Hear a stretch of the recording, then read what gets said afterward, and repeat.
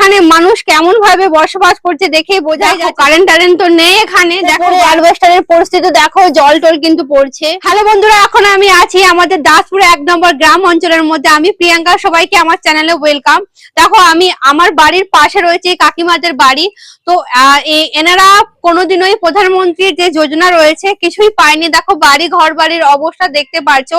তো এনাদের পরিবারে 2 ছেলে রয়েছে এবং প্রাপ্য কাজও পায় না, এবং বাড়ি ঘরদের অবস্থা দেখে বুঝতেই পারছো। আমাদের এরিয়াতে রয়েছে, কাকিমাকে আমি বলবো তো কি কি প্রবলেম একটু বলে দাও। ওই তো আমরা ঘরে থাকতে পাইনি, ঘর ওই তো ভাঙা, ছানা নিয়ে দাঁড়িয়ে আছি, জল পড়ছে গায়ে, একটু না ঘুম না খাওয়া না কিছু। দেখো বাড়ি একদম কিন্তু একটা সরকারের তরফ থেকে একটা তিরপলের তক দেওয়া হয়নি।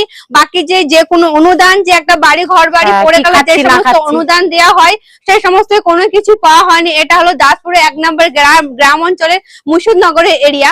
তো মুর্শিদনগরের মধ্যে এই কাকিমার বাড়ি রয়েছে, আমার বাড়ির জাস্ট পাশে রয়েছে। তো দেখো তিরপল দিয়ে টাঙানো রয়েছে। বাকি আমি ঘরের ভিতরে ঢুকে গিয়ে দেখাচ্ছি কেমন পজিশন। প্লিজ সকলকে বলবো ভিডিওটা একটু শেয়ার করো, যাতে এখানে যিনি পঞ্চায়েত রয়েছে সবার কাছে পৌঁছায়, এবং যারা হয়তো প্রাপ্য তারা পায় না। বাকি আমাদের এরিয়াতে হয়তো অনেকে পেয়েছে, কিন্তু এই কাকিমা সত্যিকারের প্রাপ্য এনাকে দেওয়া হচ্ছে না। তো আমি বলবো সকল, চলো আমি ভেতরে নিয়ে গিয়ে দেখাচ্ছি, তো সকলে বিশ্বাস করবে। তাহলে চলো ভেতরে চলো। দেখো কারেন্ট নেই না তোমাদের? কারেন্ট আছে, কারেন্ট আছে।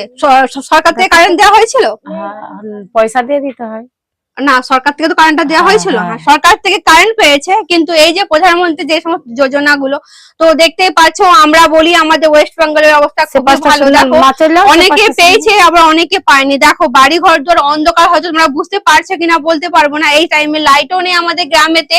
এখানে লাইটেরও অবস্থা যেমন খারাপ, তেমনই এখানে প্রত্যেকটা মানুষকে বাড়ি ঘর দেওয়ারও দেওয়া হয় না। আমি দেখাচ্ছি চলো কি অন্ধকার, দেখো কেমন পরিস্থিতি দেখো। আর এই পাশটা দিয়ে থাকা সত্যিকার একটু লাইট থাকলে ভালো হতো। টর্চ আছে?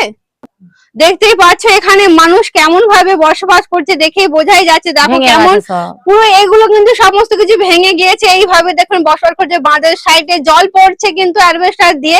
তো এখানে বলো এরকম ভাবে থাকা যায়? চারিদিকে দেখো বাড়ির অবস্থা দেখো। আমি সবাইকে বলবো প্লিজ এই পরিবারটিকে সকলে একটু হেল্প করো। আমার সবার কাছে অনুরোধ, প্লিজ প্লিজ সকলে একটু শেয়ার করে, প্লিজ সকলে একটু অনুরোধ করছি একটু শেয়ার করে দিও। চলো আমি আরো দেখাচ্ছি চারিদিকে। দেখো কারেন্ট তো নেই এখানে। দেখো বাড়ি ঘর অবস্থা দেখে বুঝতেই পারছো। আমি মোবাইলের মাধ্যমে দেখানোর চেষ্টা করছি। চলো একটু প্লিজ সকলে একটু দেখো এই পরিবারটিকে। দেখো এইখানে এরকম ভাবে, দেখো ওপরে অ্যালবেস্টারের পরিস্থিতি দেখো, জল টল কিন্তু পড়ছে।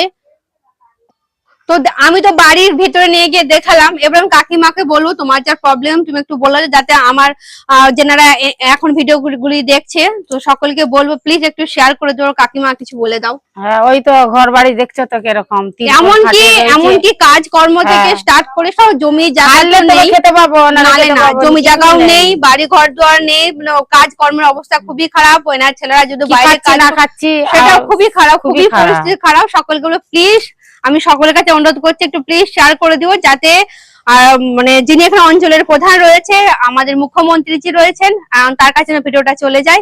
প্লিজ সকলে একটু শেয়ার করে দিও।